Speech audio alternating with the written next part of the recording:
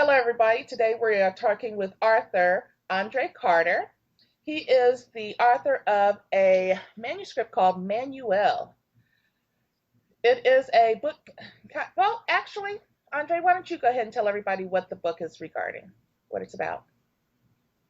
Well, the manual is about it's a relationship book for men. It breaks down all the intricacies that a man would go through in a relationship. I mean, talking about finding the right woman, maintaining that relationship once you find the woman, the do's and don'ts of what you should do on a date to make a lasting relationship. It's all in there. It's like Prego. It's all in there. Oh, that's a good way to put it. All right, so let's talk a little bit about the people that are important to you that help you inspire your writing career. Well, the people who inspire my writing, and I would say many are various. I can't really nail it down to one or two people, but if I had to, I would say many of the stories in my book, The Manual, was inspired by my own life. But in general, I write to fill a need, meaning as I speak to various people about love and relationships, I discover new things to write about because I have discovered new needs. So All right. there's really no one particular person, I can nail it down to. And what made you decide to write a book on this particular topic? Well, I love to help people, and the subject matter of things I would like to say, you know, and I would like to say I'm the ultimate expert at. So, due to my extremely promiscuous past, that's all I'm gonna say on that one. Yeah, we'll leave that one alone. Well, maybe. um, I feel that I'm the ultimate expert on this, and the 5 stars on my book proves it. Okay, so basically you're saying everything in the book has been tested and proven? Exactly. This is not something that I didn't write this book based on some psychology class I took, and I read it in a book somewhere, and it's not proven fact. It's just what I think. No, this is things that have proven, tested, and this is what works. Right. Okay, great. So, what are the important things of maintaining a relationship? What are your top 5 things for a relationship? Ah, well, that's an interesting topic. I would say what's important in a relationship can only be defined by the couple in question. Different people seek out different things, for example. Some may say seeking a financial stable mate is important, but if you're a multimillionaire, you are not concerned with his or her financial stability. You know what I mean? Very true. Um, the only common denominator among all relationships is communication. That's what I would say is definitely the most important in all relationships because without communication, everything else breaks down. So that's what I will say. Well, that makes sense. You would think it would be common sense, but be amazed how many people fail at communication. Yeah. All right, so did you have an excerpt from the book that you would like to read for us right now? Okay, I could read an excerpt. Okay. Um, I'm gonna read. Should I have sex with my ex? Okay. Since this is a topic that many people are interested in, so I'm gonna read that. Some things are meant to be, and some aren't. You have to be smart enough to know the difference. The most obvious question you have to ask yourself is, why is she my ex if she's so great? In this situation, when you are considering having intimate relations with your ex, this is a very important question. You don't want to get mixed up in something that could get way too out of control. Ask yourself, did she cheat on me? Did she already have a boyfriend? Did I do something wrong in the relationship? Then think back to why the two of you are not together in spite of all the drama he said, she said, that the other people may have said. Only the two of you know the real circumstances.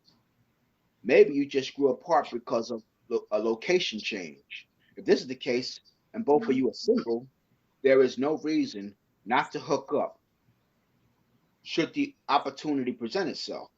If this is not the case and she cheated on you, why would you step in the same dog poop all over again? Sometimes you have to think with the head on your shoulders and not the one tucked behind your zipper. For most men, this is a very difficult task, especially if the ex is extremely attractive. I'll stop there. All right. And that's something that has always confused me in life. Why repeat? You've been there, you've done it, you know what messed it up. Why go back? Yeah, exactly. I never got that. I mean, people get remarried or redate or, I just never understood that. But all right, good Me point. neither. Me neither. I think the only reason to get back together would be that maybe you both went off to the military, or one of you went out to the military. That has happened to me. Um, I didn't get back with her because I couldn't find her again, but I broke off a relationship when I went to the army. Okay, because I was out the country. But those type of things happen if you're off to school or she's off to school and you break it off because you're not going to be able to see each other. Then you get back to get then you see each other once again and you want to get back together. You broke off on good grounds. But if you broke off because you know she was cheating or you were cheating, you know what the situation was. You know what? I mean, even with that scenario, in my opinion, I think that if you're breaking it off just because you're going to be away from each other for a while, then it wasn't really meant to be, because if it was meant to be, then you would be able to stand the test of time. And you would be there for them when they got back, or, vice versa. So basically, you're breaking up just so that you can go play and not call it cheating. So when you come back, you're still on good terms. That's one way to look at it. Okay, so, but I mean, it's just my opinion. Right. But I don't believe that you should hold the relationship hostage if you're not married. Okay, I think that if you're married, yes, then all of that doesn't matter. If you go away to another country or whatever, you're gonna come back. You're still gonna be married. That's fine and good. But if you're talking about boyfriend and girlfriend, I don't think that you should hold the relationship hostage, especially if you know you're not gonna see each other for the next 2 or 3 years. But even if you get married, that piece of paper is not going to keep it in your pants. I mean, No, if it's really meant to be, it's going to be, is basically all I'm saying. Whether you're married or not is, I mean, granted, yeah, you should be married. You should have that, piece of paper. You should have that commitment. You should have it, in the bank. But, you know, if you're going to be there for somebody, be there for them, whether you have the paper or whether they're there every day or, whatever. I mean, especially if they're going away for something like college or to the military, which will better your life and theirs when they get back to you. okay, I can live with that. But again, my opinion. Okay. Alrighty.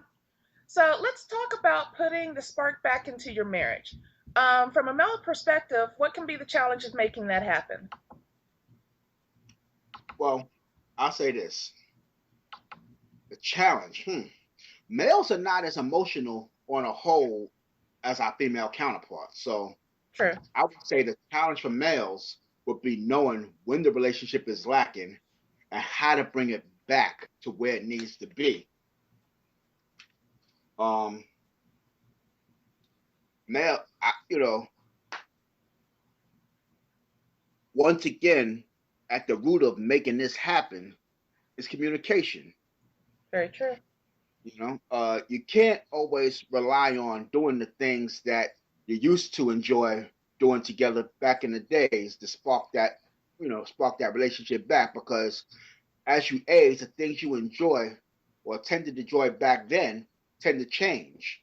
For example, a 21-year-old may enjoy going out to clubs with their friends, but at the age of 40, going out to clubs seems to lose its flair. Instead, they may like a nice steakhouse with their mate. whether it be boyfriend, girlfriend, whatever. Right. So the challenge to me is communication and follow through, and then some more communication, of course. And being honest about the communication. Don't tell me Exactly. what you think I want to hear. Tell me what you really feel. Exactly. Exactly. All right. So I grew up in a very spiritual family, and for the most part, their belief is that you don't, yeah, you know where I'm going with that. Before marriage, you don't live with anyone before marriage. You don't have sex with anyone before marriage. You save it all for that night, and blah, blah, blah, blah, blah, blah, blah. You suggest the opposite in your book. Why is this a Uh-huh. good idea to do, that will help the marriage survive the times, and why is it such a modern twist on what we all grew up with? Okay. That's a very simple answer, actually, and whatnot. Many are going to disagree with my answer, but it's a very simple one. Okay? Hmm. What the Bible says, and I will quote 1 Corinthians 7:2, it says, nevertheless, to avoid fornication, let every man have his own wife, and, and let every woman have her own husband. It does not mention anywhere, and I do mean anywhere, and you can check the Bible yourself if you like. It doesn't say anywhere in the Bible about cohabitation. What it speaks of is fornication, Right. which is without marriage. With that being said, according to the website waittillmarriage.org, it stated that only 3% of Americans are actually virgins before marriage. So that includes Christians that grew up in these Christian households. Right. Okay? That means if a man lines up 100 women, only three of them will be virgins before marriage. So, And what that's do you getting think of the smaller and odds? smaller every day. Excuse me? That's getting smaller and smaller every day. Exactly. So, I would say, what do you think of the odds of him picking one of these three women out of the 100? You know, Yeah. the idea about cohabitation in the Christian religion came from the fact that in biblical times, a woman went from her father's house to her husband's house and was a virgin until she took up a husband. Right. My question to you is, if you decided to wait until marriage to cohabitate, would you be a virgin? Can you answer that one? Me personally, Anybody? How do people, as I say, it's I a whole prefer not bunch. to answer that question, but you know how that goes. Exactly. Okay, so what I'm saying is people are taking out chunks and pieces of the Bible and taking out what they want or interpreting it the way they want to interpret it, but not actually living by the Bible. See, I get in trouble all the time saying that.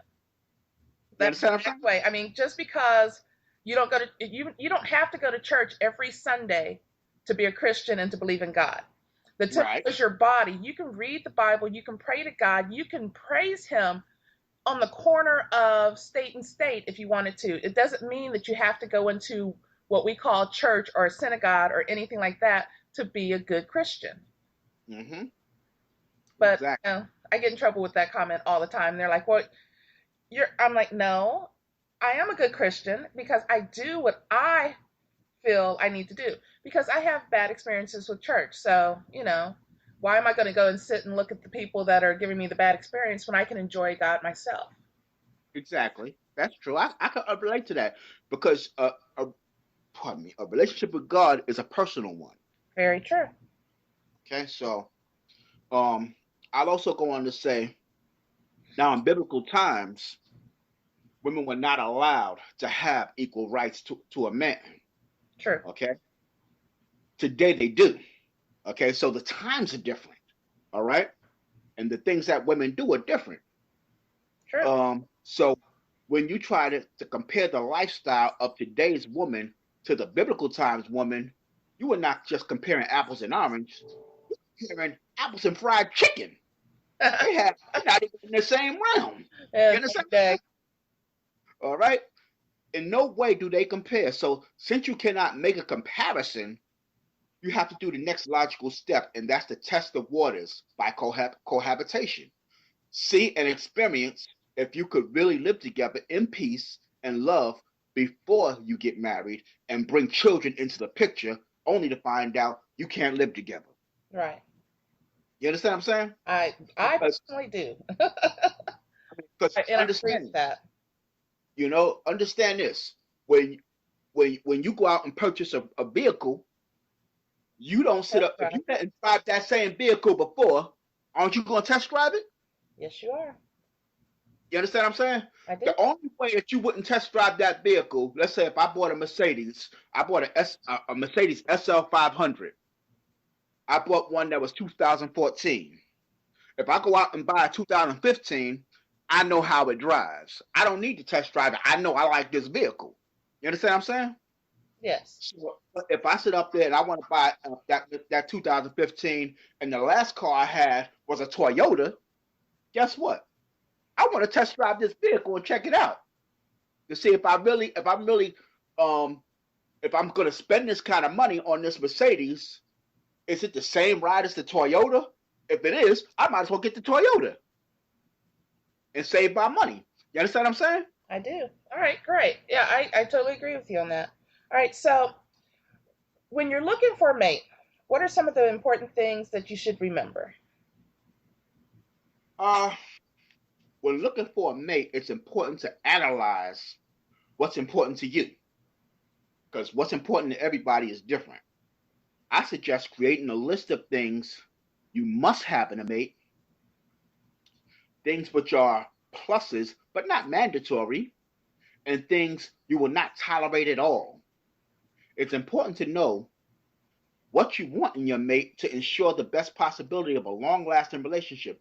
Consider, as I said before, consider shopping for a car. If what you want is a Mercedes with parking assists, crash detection, and heated and cooled seats, but what you get talked into purchasing is a Kia, it doesn't have anything you want, but it's pretty. This is exactly how we commonly approach relationships. When we get a girl that looks pretty on the outside, but then we get upset when we discover she's ugly on the inside All right. and has none of the features you're looking for. You Okay. know? Yeah. Okay. So now, as a woman, I know we generally don't like to be vulnerable. What are some of the Okay. tips that you have for men out there that can help keep a woman safe at home so that no one strays from being left alone? Okay. Well, my tips are simple and basic common sense. I say, one, always keep the lines of communication open. That's top of the line. You can never know enough because as soon as you know something, it changes. All right. So you got to keep the lines of communication open. Number two, plan outings together, or at least plan time to spend together. This doesn't have to be expensive. I'm not talking about going out to restaurants or anything like that. It could be as simple as a stroll through the park or a romantic walk on the beach. It costs you nothing, but just spending time together. Okay. Number three, a man must be a provider. Okay, I don't care what anybody tell you. A woman, if the man's not the provider, another man can always come along who has the fancy car, the big house, and this and that, and put a monkey wrench in your relationship. So I say a man must be a provider. This doesn't mean that he has to make more than her, but he should make an income that could sustain their comfortable lifestyle. Okay. Right. Well, I would say number four, help with the household chores. Since you both work, why should the woman have to come home and have a second job, such as cleaning and cooking and taking care of the kids? A man can sit up there and get behind that stove just as good as the woman can. Why can't he have food waiting for her when she come home? Why does he have to wait until she come home and then she got to cook and clean and do the shopping and do this and do that and then have sex with him at the end of the night? So that's three jobs. You understand what I'm saying?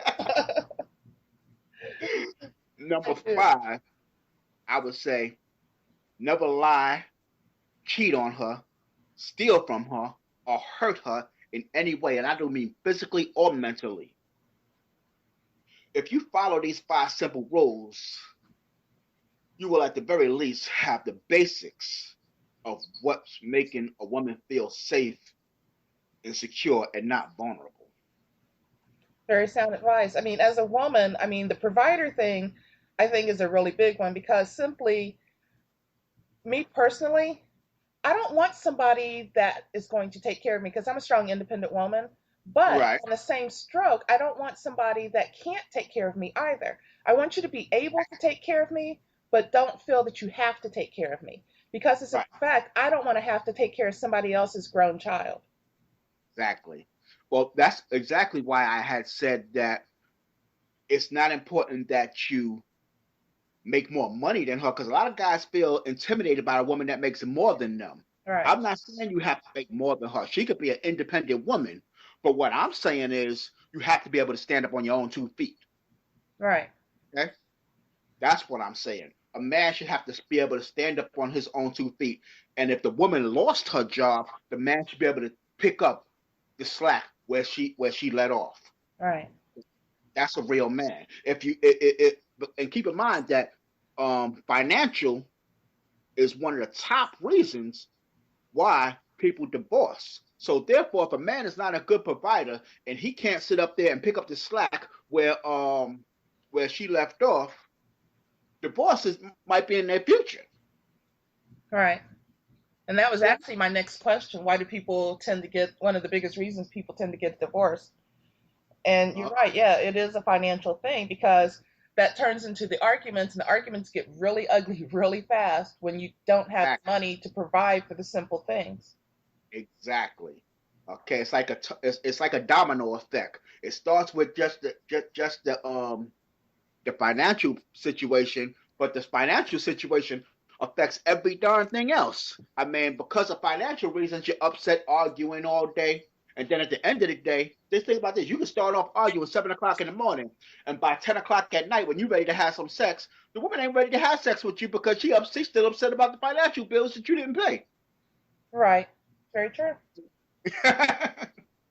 So it affects everything. And which brings us to our next question, why do people cheat? That then again turns into the, when you're having the problems and the issues, it's one of the big things that drives somebody to somebody else's arms. Right. Um. Wow. Why do people cheat? That's a funny one. I would say people cheat because there's something lacking in the relationship, including communication, but it's not enough just to communicate your wants and desires in the relationship. Both spouses must listen and follow up with sincerity. Without the follow through, the communication becomes pointless, and the neglected spouse feels this. Now, they are at the point where they know they have talked to you and told you about their unhappiness, and you refuse to do anything about it, which opens up the vulnerability to cheating with the other person who gives them what's lacking. Right. So, and that could be a multitude of things. It could be the money that's lacking. She's telling you go out and get a better job. It could be the sex that's lacking. She's telling you, um, I would like you to go down on me, but you refuse to do it. Things like that. It could be something like, oh, honey, I'm tired. Could you help with the cleaning today? And you refuse to do it. All these things pile up Right. and give people excuses to cheat because they become unhappy. I mean, it's a And give and take. I mean, there's going to be things that you don't want to do, but you do it because you love this person. Because I exactly guarantee you, there's going to be things that you want them to do that they're not going to want to do either. right. Well, I've been married 15 years, and I can tell you there are a multitude of things that I do because it's what makes my wife happy, and it's Right. what keeps peace in the house. So you're saying the old saying of happy wife, happy life really fits? There you go. That's right. That's right. And my wife works a 12-hour day. She's a nurse. So, which When means she she's come on her home, feet all day she's long. tired. Huh? Which means she's on her feet all day long. Exactly. So she's tired. She don't want to come home and have to cook, clean, or any of that. So guess what? When she come home, I got a hot meal waiting for her. The clothes are washed. My daughter did her homework. I checked all of that. All righty. She's clean. Everything is done. All she got to do is come home, enjoy her meal, and go lay down if she wants to. That's it. Well, That's it. that's enough. After 12 hours, yeah, that's enough. That's right. All right, so give our listeners some do's and don'ts in a relationship. Do's and Yeah, don'ts. Well, this is a difficult question because just a few. uh do's and don'ts. I would say I would go on to say that I have a list of do's and don'ts in the book, the manual available on Amazon if you guys want to purchase that. But I will say when I speak about men looking at other women um, while they're out on a date, which is a definite no-no. Um, your date should have your utmost respect and attention, I believe. And while I mention attention, put your phone on silent and put them away. Okay, because Drives me nuts. It's one of my pet peeves. I mean, sometimes I go out to the restaurant and I see both the girl and the guy sitting there. They're supposed to be on a date and they're sitting there texting on their phone. A lot of times they're texting each other. It happens a lot. I hear you. I Um, watch my sons and my daughter date, and I'm like, wow, you know. I mean, especially my boys. That I sit and I watch them, and they're constantly on their phones. I'm like, who are you talking to? And it'll be the person that's sitting in the room with them, and I'm like, wow, okay. exactly. I feel that your woman must always feel like when she is with you, she is the most important thing in the room, and she should not have to compete with your cell phone.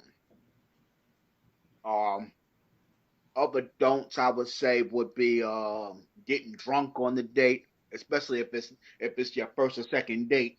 You up here getting drunk and not being able to drive her home. You got to hop in the cab. That all that makes for a bad date. Um, I would say bragging. Get to know the person first before you tell her, "Oh, I'm making six figures a year, baby. I could take care of you." You know what I mean? That dude you was talking to before, he ain't nothing. None of that. You don't need all of that. Right. She gets to know you. She'll get to learn your income and all that type of stuff, and whether or not she wants to even deal with you because your income is irrelevant if she ain't trying to even deal with you. All right. I would say, talking about your ex, and a lot of people do this. So I'm having a hard time because my ex used to beat me up, or all this type of stuff, or me and my ex, we went out to Red Lobster and whatnot. I like Red Lobster, but you can only take me to McDonald's.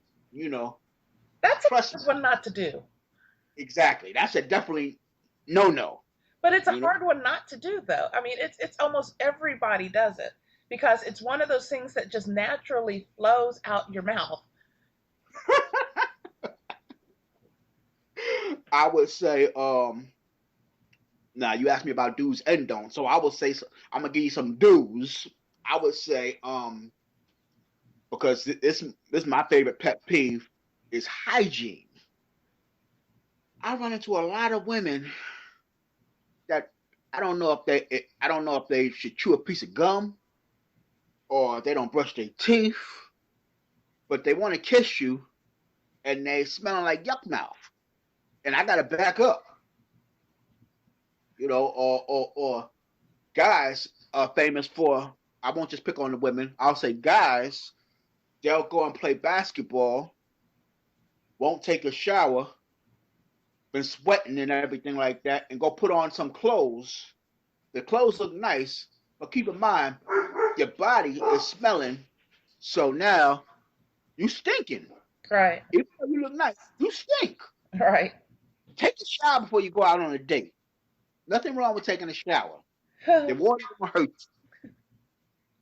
I would say also another do is listen to the woman. A lot of guys like to over talk a woman by bragging about themselves and telling them, "Oh, I do this, I do that."